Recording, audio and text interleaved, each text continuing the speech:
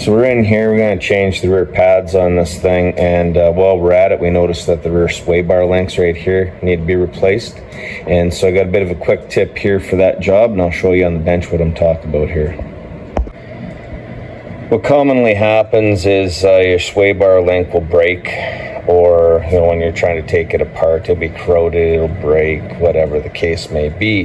But this is your original factory design, which is a rod, and then it has your two little plates here, and there's your stopper, and then you got your rubbers, and then you'll have your connection point, another rubber, and then that plate, and then the nut.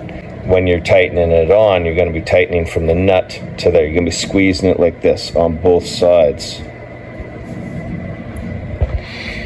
Now, when you come and get your replacement kit, this is what you're getting. You're going to get a long bolt. You're going to get this little sleeve in here, and then the same thing. You're going to have your plates, your rubbers.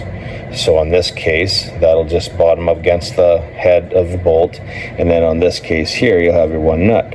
So your two, what you'll be doing is you'll be tightening this nut and holding this end, right? So you're tightening it in.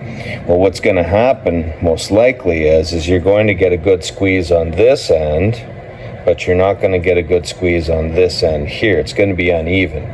That's what happened last time I installed one of these things. I was looking for something that was closer to the original equipment like this. I've not found it. So I came up with an idea to replicate that design. So basically what I've done is I've just grabbed a piece of ready rod, and then I grabbed a coupler nut like this, and I just drilled some holes in on both sides like so. And this is our arrangement here. And then what I've done is I just take that coupler nut, I center it in the ready rod, and those drilled holes, that's where I'm going to put some plug welds in. Hold that where it needs to be. Now we have the same thing. These will slide on, all this will slide on, and then I just got a Teflon nut on the end. So we'll get that pinch here, and we'll get that pinch here like we want. And this should be a simple, easy, cheap remedy to that issue. But this is the kit. If you want to continue using the kit, buy the kit, and then just buy a piece of ready rod and a nut, and replace that bolt with this, and use all the rest of the stuff. Then you get that factory design again, where it's pinching on both sides. So basically, you'd still have to buy the kit to get all your hardware, but really all you do is you just buy a piece of ready rod and some coupler nuts. You build this, and then replace that bolt with this to get back to that factory design. Here's the finished result here installed, and the whole reason that we're doing this is we want to tighten from here to here.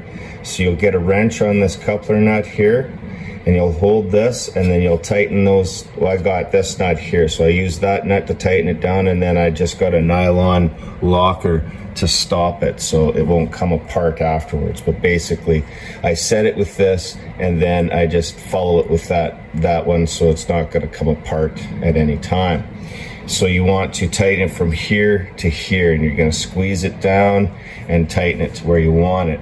The old design with that bolt, if you had the bolt head on the bottom here and you have your nut that you're tightening it down, this portion will become tight, but it won't tighten this one equally, right? So basically, my concern is that this portion down here that's loose with that bolt will end up wearing premature. So this design, this is your fixed portion here. You can tighten the bottom, you can tighten the top, and that's the remedy to the kit, the replacement kit that you get. And I do believe that I paid, I think, $2 a piece for these things, and $3 for the ready rod. So not that bad.